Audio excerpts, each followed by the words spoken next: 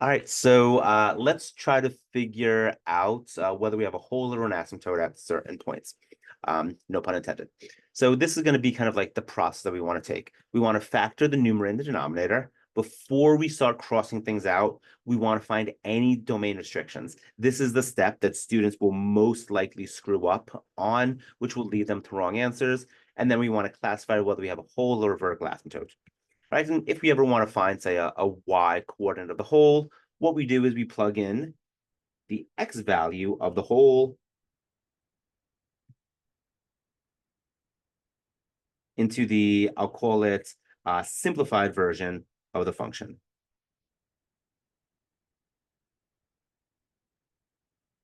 All right, so let's first do some factoring. So as always, you should try to do these things on your own. First, all right, so if I look at this function here, so what can I factor out, right? My top is already factored, but in my denominator, I can pull out an x.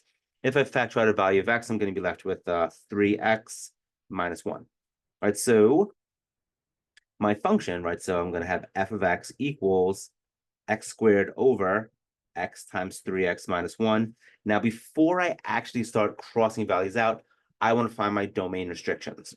So what that means is I want to look at my denominator. Whoa, that's a bad color to use. So I want to use this one and figure out, well, when is this going to be equal to 0? So this is going to be like using the zero product property from way back in the day with quadratics. If x times 3x minus 1 is equal to 0, each factor with x gets a chance to be 0. So x could be 0 or 3x minus 1 could be 0. So if I solve this one, I get x is equal to 1/3. So my domain restrictions are going to be x is 0, x equals 1/3. So put another way, if I want to think about what my actual domain of the function is going to be, it's going to be all real numbers except x is 0 or 1/3. All right, so then now that I have my restrictions, now I can go and start simplifying. So notice that I have an x squared and an x, so I could cancel this value of x out. So my simplified version is going to be f of x equals x over just 3x minus 1. So now let's do some classifying. Notice that I had two factors, an x and a 3x minus 1. So this x canceled all the way out, right? So this one is gone. So that means that it's a whole, right? It canceled completely out. This 3x minus 1 didn't cancel. It still lives on in the denominator. So this means that I have a vertical asymptote when x is equal to 1/3.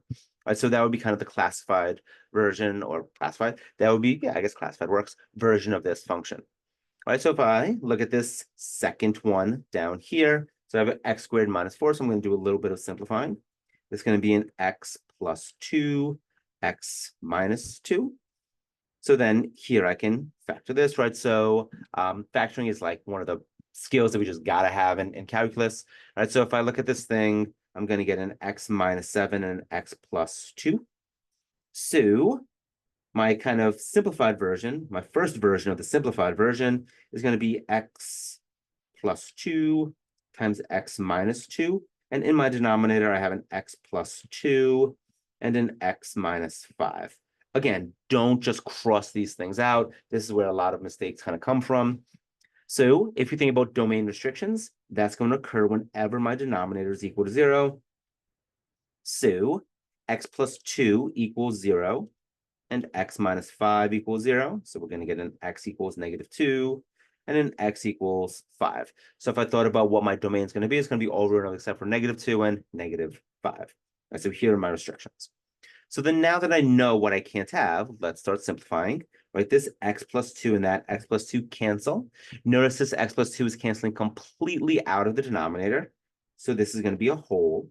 So x equals -2 is going to be a whole. And this x minus 5 did not cancel out of the denominator. So this is going to be a vertical asymptote. Right, so x equals 5 is going to be a vertical asymptote. Oh, by the way, let me find the actual y coordinate of these holes while I'm at it. So if I want to find the y coordinate of the hole, so I'm going to take my most simplified version, which in the top one was f of x equals 3x minus 1. And I was going to throw in this value of x. And so I'm going to get a 0 over 3 times 0 minus 1. So that's just going to be 0. So we're going to have a hole at the origin, right? So 0, 0 is going to be my hole for this function. In this second example, I'm going to throw in a -2 into my most simplified version. All right, so my most simplified version is just x minus 2 over x minus 5. So f of -2, x minus 2, whoops, let me put in the -2. All right, so I'm going to get a -2 minus 2. I'm going to get a -2 minus 5. All right, so this is going to be -4 over -7. So my hole is going to exist at -2, 4 sevenths. And so that would be this one kind of done. There's 3 more of these. So I'm going to do these in just another video because this video is probably getting long already.